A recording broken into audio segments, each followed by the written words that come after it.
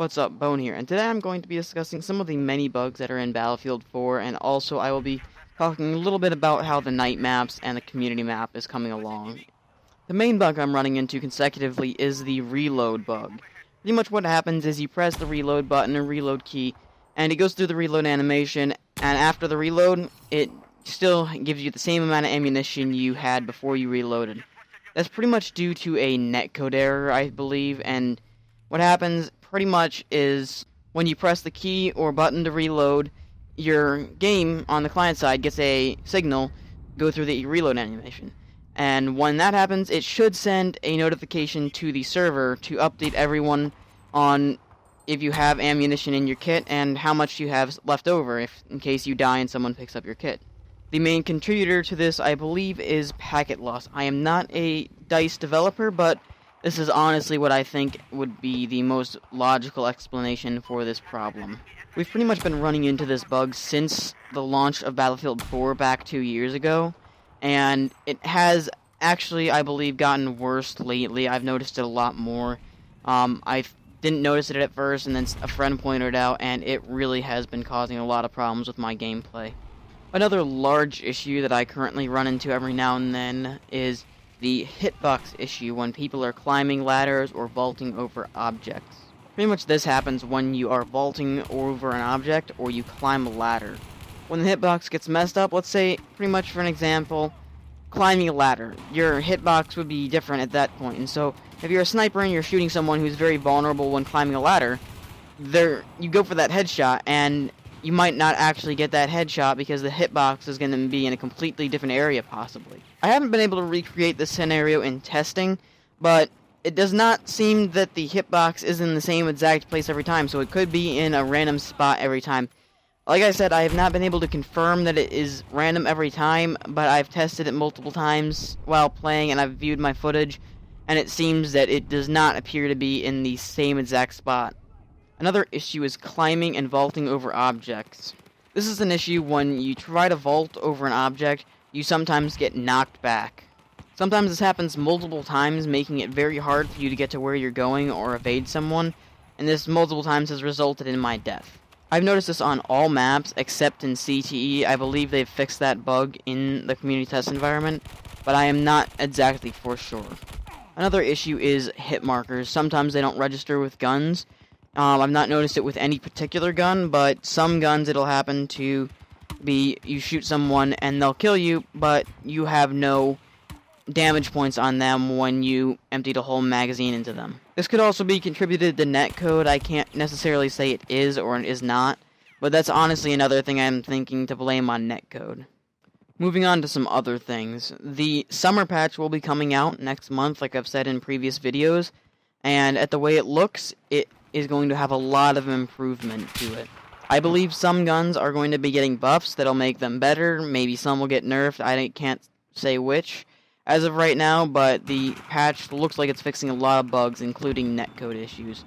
Netcode is a major issue still in the Battlefield franchise lately. The night maps are a hell of a lot of fun.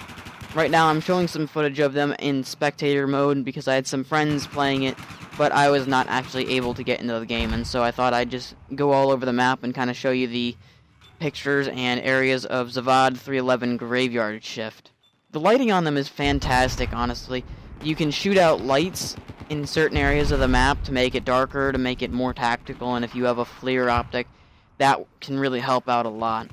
One thing that I think EA and DICE could add for the night maps later on is maybe infrared goggles or night vision goggles. I do think in some cases they could be called overpowered drastically, I do agree with that, but if they were set to the right level, like you had to unlock them with this special assignment or something, and the assignment's not that easy to get. Now, I could be wrong. People might not like the fact of having night vision goggles, because it might give the other enemies too much of an upper hand, and I agree with that. It could lead to one side having everyone with night vision goggles, and the other side's completely blind in the dark, and people are getting sniped from halfway across the map from enemies they can't even see and they can't even spot. One way I think they could balance this is by adding the ability to not 3D spot with that, or have anyone show up on the minimap with that. Target finder, yes, but not the actual 3D spotting with your Q key or whatever your key for that is. At the way it's looking, Battlefield 4 will be the main Battlefield until next year when they come out with Battlefield 5. They currently have not announced Battlefield 5 officially, but there's been a lot of rumors on what it will be like. I honestly am hoping it's going to be a World War II style shooter, because it would be freaking awesome if we could have a World War II shooter on the Frostbite 3 engine with the mechanics and the graphics. Have all the warfare, like the tank, aerial, and do all the bombing raids and stuff. That would honestly be a really good way to revamp the Battlefield franchise. I personally am a fan of Red Orchestra 2. It's a fun game, and it really makes you think about how the war goes and how the scenery looks, and really how it looked before the whole war tore through the cities and destroyed the whole place. With Levolution and Battlefield, I think you could create a lot of tacticality with the Levolution of certain buildings to make openings to shoot tanks out of and perch a sniper in a tower, and just level a building a sniper is hiding in. It'd be really cool if you could do that, because World War II, that was a huge time to destroy whole towns, not intentionally, but the whole town would get destroyed by bombing raids and the invading forces, and people lost their whole homes and lives because of the war.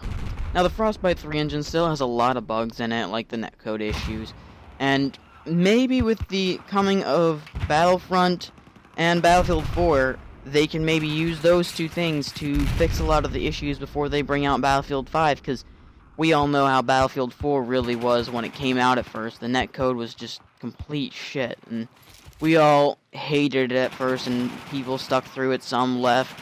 That's pretty much all for this video. I'd like to hear your comments on what you think the bugs are, or if I'm wrong in this situation, and just tell me what you want to see more of. I could post more of Red Orchestra 2, Insurgency, Burst Fire. I will be posting some squad gameplay in September when it comes out. I'm looking forward to that. But tell me what you want to see. Like the video if you liked it. Please subscribe, and happy gaming, and take it easy. And